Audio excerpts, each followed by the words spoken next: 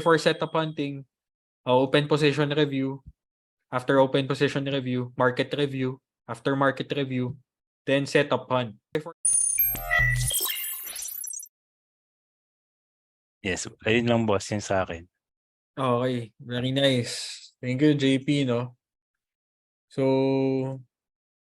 ano key learnings mo for this practicum? Na-appreciate mo naman yung activity. Yes boss. Actually, before kasi nagte-trade ako ng mga piling names lang sa US, and now nakikita ko na yung yung mid cap tsaka small caps. At the same time, nakakapag-screen na rin ako dahil doon sa Finviz niyo, Boss Bear. At saka doon sa focus list niyo. And nakikita ko na rin, boss, yung ibang instruments like dollar, interest rates, inflation. Kasi di ko sila kinoconsider before. Yun, at least naging holistic approach mo, no? Hindi na yung TA lang. Apo. Okay, at least meron ka ng na-establish na yung mo, yung trading system mo, kumbaga. Yes, boss. So, yun naman yung goal eh. So, medyo matagal-tagal, 60 days. Pinaka-objective lang naman, matuto ka mag-execute, mabuild mo yung setups mo or mapili mo yung setups na talagang gusto mo. At the same time, build the system, yung habits din. No? So, habits naman, so far, paano yung routine mo, JP, in trading? Ang ginagawa ko, boss, sa umaga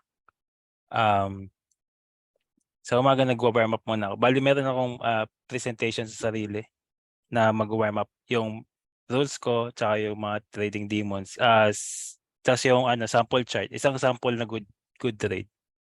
And then yung sunod na gagawin ko is gagawa ko ng pre-market na na logs. Like kung ano yung nakikita ko sa PSE, kung nakikita ko sa SNNP, kung ano nakikita ko sa crypto, ilalagay ko siya pati yung mga watchlist ko during that day. And then actually 8 to 12 nagtitrade ako ng crypto. And then yung after ng 8 to 12 gagawa ko ng post market logs. Bali daily logs lang din 'yon. And then journal ganon, tapos trade management. No open position ko sa either PSE or US. And then mag-work na ako nung after nun, mag-work na ako, and then sa lastly mag-i-scan ako ng US at saka mag-enter ng mga trades, and ayun, mag-open ng trade sa US. Puro end of day trading lang sa US. Okay, solid. At least no, ganda nung proseso. May warm up pa, no? Parang si Rocky Balboa lang. Pero legit, kailangan talaga yun. Kailangan talaga yun. Kahit ako parang din, tingin-tingin ng chart, then kakausapin mo yung sarili mo. Ready ba ako mag-trade today?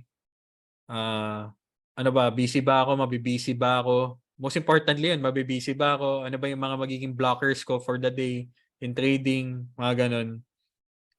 Current mental state. Bad trip ba ako? May na-experience ba akong something? Mga ganun.